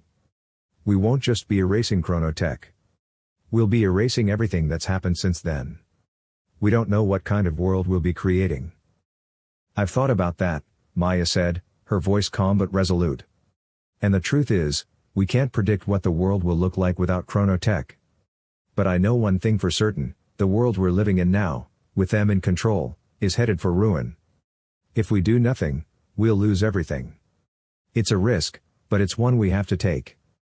Liam frowned, his mind clearly working through the logistics of such a monumental task. So let me get this straight. We're going to use this device to go back in time, find the exact moment ChronoTech's founder made the breakthrough, and stop it from happening? Maya nodded. Yes. And how do we stop it? We're not exactly assassins. Maya's eyes hardened. We don't need to kill anyone. We just need to destroy the research, sabotage the experiment. If they never succeed, the company never exists. Ella's face was pale, her hands fidgeting as she tried to process the weight of it all. Maya, you're talking about erasing a future that includes us. We might not even exist if we change the timeline. Maya turned to her, her expression softening. I know. But sometimes, to create a better future, we have to sacrifice the present. I can't ask you to come with me. This could change everything for all of us. Ella was silent for a long moment. She stared at the crumbling brick wall beside them, her mind clearly racing through the possible outcomes. Finally, she looked up, her eyes filled with a quiet resolve. I'm in. If this is our only shot, then I'm with you. Liam sighed, shaking his head but with a faint smile tugging at the corner of his lips. Damn it, Maya. You always did have a way of dragging me into impossible situations. Maya allowed herself a small, tired smile. That's why you've stuck around for this long. Liam's expression grew more serious. All right. So, we do this. We go back. But once we're there, we'll only have one shot. If something goes wrong, we could be stuck in the past with no way back. Maya nodded.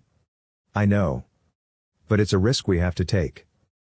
Liam tightened the straps on his bag, glancing at the device inside. Then we'd better make sure we're ready. They spent the next several hours in preparation.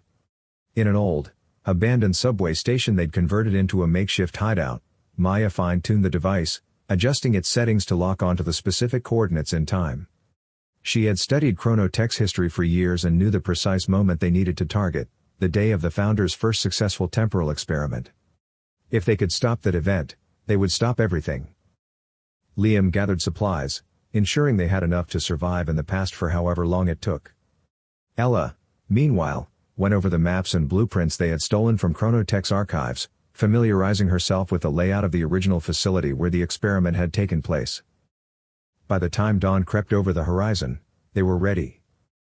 Maya stood before the device, her hands shaking slightly as she activated it. The air around them shimmered, vibrating with the energy of the timeline opening before them. The portal was unstable, flickering in and out like a mirage. But it was enough. It had to be. She turned to Liam and Ella, her heart pounding in her chest. This is it. Once we step through, there's no turning back. Liam gave her a firm nod, his face set in determination. Let's go change history. With one last glance at the world they were leaving behind, the trio stepped into the portal, vanishing into the currents of time. Maya blinked against the harsh light of the altered world, trying to make sense of their new surroundings. The air felt different here, heavier, almost suffocating. Liam and Ella stood beside her, equally disoriented. Where are we? Ella's voice broke the silence, tinged with a mix of awe and fear. Liam squinted at the horizon, the unnatural sky casting eerie shadows on his face. I don't know, but it's not any place I've ever seen. As they ventured further, the landscape shifted from barren to oddly familiar. Buildings reminiscent of mid-21st century architecture rose around them, their sleek lines clashing with ancient ruins that seemed out of place. Maya's eyes widened as they approached a large structure that dominated the skyline. It was unmistakably ChronoTech's logo emblazoned on its facade, but the building itself looked different, more archaic yet advanced in some indescribable way. This can't be, Maya whispered, more to herself than to anyone else. The trio cautiously entered the building, finding themselves in what appeared to be an expansive research facility. The hum of machinery filled the air, punctuated by occasional bursts of static from overhead speakers. Look, Liam pointed towards a hallway lined with glass panels. Feels like stepping into a clockmaker's dream, Ella observed. They moved closer, their footsteps echoing on the polished floor. As they peered into the room, Maya's breath caught in her throat. There, hunched over a console, was an older man with graying hair and a demeanor that radiated intensity. He manipulated the devices with deft precision, his focus unbroken by their presence. Dr. Alexander Lawrence, Liam murmured, awe in his voice. The founder. The man turned slowly, his eyes sharp and penetrating despite his age. He seemed both surprised and expectant at their arrival. You shouldn't be here, Lawrence stated, his voice carrying a weight that silenced any immediate response. Maya stepped forward, unable to mask her urgency. Dr. Lawrence, we need your help. ChronoTech, your creation, it's manipulating time in ways you never intended. A flicker of something, regret? Sorrow? Passed through Lawrence's eyes before he masked it with a stoic expression. I know, he replied quietly. I've been trying to stop them for years. Ella looked stunned. But you're the founder. How could you not control it? Lawrence sighed deeply, his shoulders slumping under an invisible burden. Control? I lost that long ago. They took my dream and twisted it into something monstrous? The room fell silent as his words hung heavy in the air. Chapter 10, The Wrath of Time. The hum of the facility's machines blended with the ticking of countless clocks scattered throughout the room. Maya, Liam, and Ella stood frozen, their minds still processing the bombshell revelation that Dr. Alexander Lawrence, the architect of ChronoTech's empire, had been trying to stop his own creation for years. His disheveled appearance and weary eyes spoke of decades of battle against the very thing he had set in motion. I didn't create it for this, Lawrence said, his voice laced with regret as he slumped into a nearby chair. I never imagined it would turn into what it is now. Liam's gaze was hard, fists clenched. You played God with time. What did you think would happen? Lawrence looked up, his eyes heavy with the weight of a man who had lived through 1,000 lifetimes of guilt. It wasn't meant to be this way. I wanted to preserve history, not change it. But once the board of directors saw the potential, it spiraled out of control. I lost everything, including control. The silence that followed felt like the calm before the storm. The trio had risked everything to get this far, but now, standing in the heart of the beast, the real danger was only beginning. Ella broke the silence, her voice wavering. If you wanted to stop them, why didn't you? You're Lawrence, you could've. He shook his head, cutting her off. You think I haven't tried? I don't have control anymore. It's too big, too ingrained. The timelines. They've fractured beyond repair. Every attempt I made to stop it, to reverse it, was swallowed by time itself. The system is self-protective now. It bends reality around its errors, erases those who try to fix them. Maya narrowed her eyes, her hand instinctively tightening on the device that had led them here. Then why are we still here? Why hasn't it erased us yet? Lawrence looked up, a glimmer of something resembling hope flashing in his tired eyes. Because you're different. You're anomalies? You stepped outside of time's preordained paths, and the system can't track you. Yet. A chill ran through the room. For the first time, the trio felt just how far outside of reality they had ventured. They were not simply fighting against a corrupt corporation, they were battling the very fabric of time itself. Suddenly, the lights flickered. A low, menacing hum echoed through the building as the clocks around them stuttered, their hands spinning wildly. Maya's heart skipped a beat.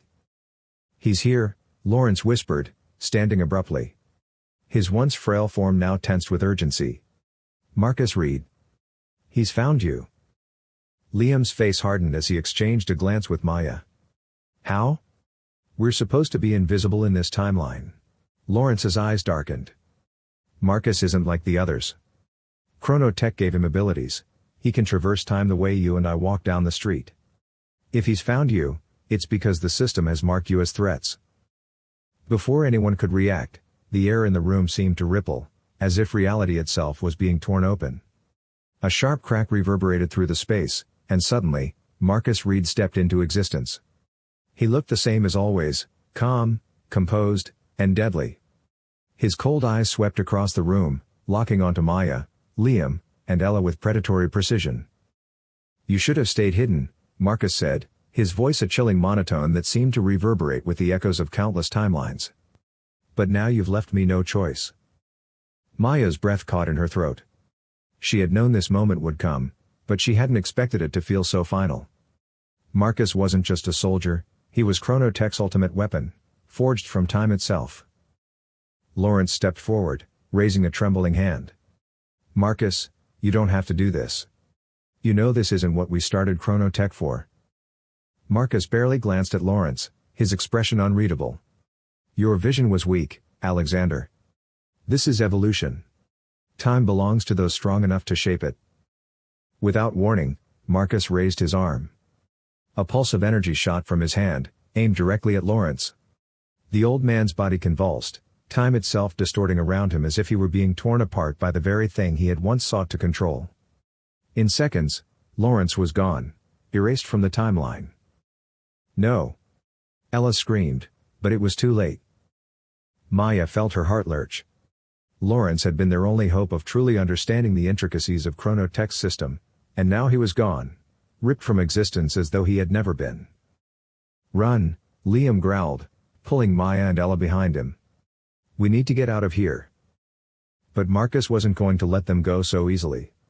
With another flick of his wrist, the room seemed to warp, and suddenly, walls shifted, doors disappeared, and the entire facility turned into a labyrinth of distorted time. Each corridor they entered led back to where they had started, as if reality itself was looping around them. Maya's pulse quickened. He's using the timeline against us. We can't escape if the path keeps changing. We have to break his control, Liam said through gritted teeth, scanning their surroundings. There's got to be a way to disrupt his connection to this place. Ella, wide-eyed and frantic, pointed toward the central console where Lawrence had been working moments ago. There. If we overload the system, It might force a reset, disrupt Marcus's control long enough for us to escape. Maya didn't hesitate. She sprinted toward the console, her hands flying across the controls.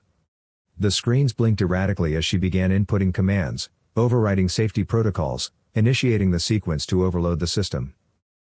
Marcus's voice echoed through the twisted space. "You think you can outsmart me? You're just specks in the flow of time." The walls around them began to shimmer, as if reality was fraying at the edges. Maya's fingers trembled as she completed the sequence. Almost there. But Marcus was faster. He materialized beside them, his hand outstretched toward Maya. Time itself seemed to slow, the air thickening like molasses as Marcus's power seeped into the room, distorting everything in its path. Liam didn't think, he acted. With a ferocious roar, he tackled Marcus, his body slamming into the time manipulator with bone-crushing force. The two of them hit the ground, rolling in a blur of motion as time bent and twisted around them. Marcus snarled, his control faltering for just a moment. "Now, Maya!" Liam shouted, his voice strained as he grappled with Marcus. Maya's heart pounded in her ears as she slammed her hand onto the final control.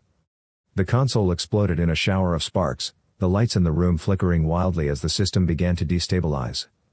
The ground beneath their feet shook as the temporal distortion wavered, cracks appearing in the walls, like the fabric of time itself was breaking apart. Marcus screamed, a sound that reverberated with the fury of countless timelines, before his form flickered and then disappeared, swallowed by the collapsing reality he had tried to control. The room fell deathly silent. Maya, Liam, and Ella stood amidst the chaos, breathing heavily as the facility around them began to stabilize. The timelines were still fractured, but for the moment, Marcus was gone. Liam staggered to his feet, his eyes meeting Maya's. "Did we get him?" Maya nodded, though uncertainty gnawed at the back of her mind. "For now. But he'll be back. As long as ChronoTech has control of the timeline, they can always send him again." Ella, her voice barely a whisper, asked, "What do we do now?"